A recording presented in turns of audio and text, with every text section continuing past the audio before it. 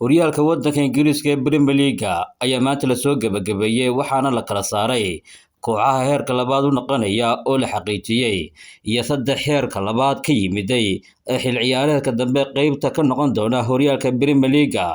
Southampton ayaa waqti horeba la xaqiijiyay inay ka dhacday horyaalka Premier League oo heerka labaad u noqotay, balse ciyaartii ugu dambeysay ayay si sharaf leh ku soo xiratay iyadoo iska celisay Liverpool oo ay barbaro 4-4 ku kala baxeen.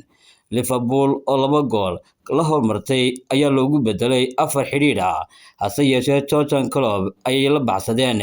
Gakpo iyo Diego Jota oo ciyaarta barbaro ka dhigay 2 gool oo hal daqiiqo oo keli ah u dhaxaysay.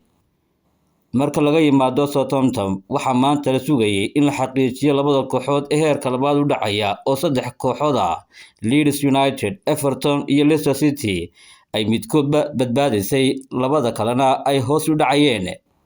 Leeds United ayaa bilowgiiba isdhiibtay oo dilay Harry Kane waxaana ciyaarta looga badiyay 4-1 ku burburisay kooxda Tottenham oo sidaas u xaqiijisay in ay ka mid noqoto kooxda ka ciyaaraysa heerka labaad sanadka dambe. Leeds ayaa kaliya ku soo bixi karisay guul iyo in laga badiyo kooxaha kale ay loolamayaan ee Leicester City iyo Everton, balse umaanay suurtagelin waxaana garoonkooda u noqon doonaa madal loo diyaariyo heerka labaad. Waxaa kale oo tartan u dhexeeyay Leicester City iyo Everton oo mid walba ay gool dhalisay qaybtii hore, waxaana rajo fiican lahayd Everton oo ku badbaadisay inay badiso iyo in laga badiyo Leicester amba la barbareeyo. Leicester oo marti u ahayd West Ham ayaa 2 gool oo qurux badan haddana ay u dhaliyeen ciyaartoydeedu, hase yeeshee West Ham ayaa qaybtii dambe keentay gool madi ah oo aan waxba ka bedelin natiijada ciyaarta ee 3 dhibcood ay xogsatay Leicester City.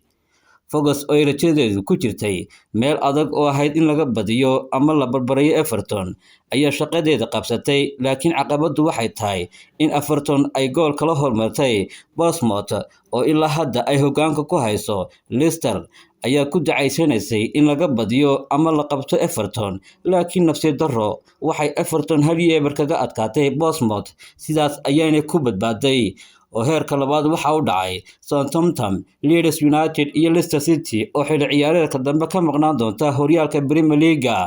Dhinaca kale, saddexda kooxood ee Burnley, Sheffield United iyo Luton Town ayaa u soo dalacay horyaalka Premier League oo soo galaya boosaska naadiyada heerka labaad u dhacay ee Southampton, Leeds United iyo Leicester City.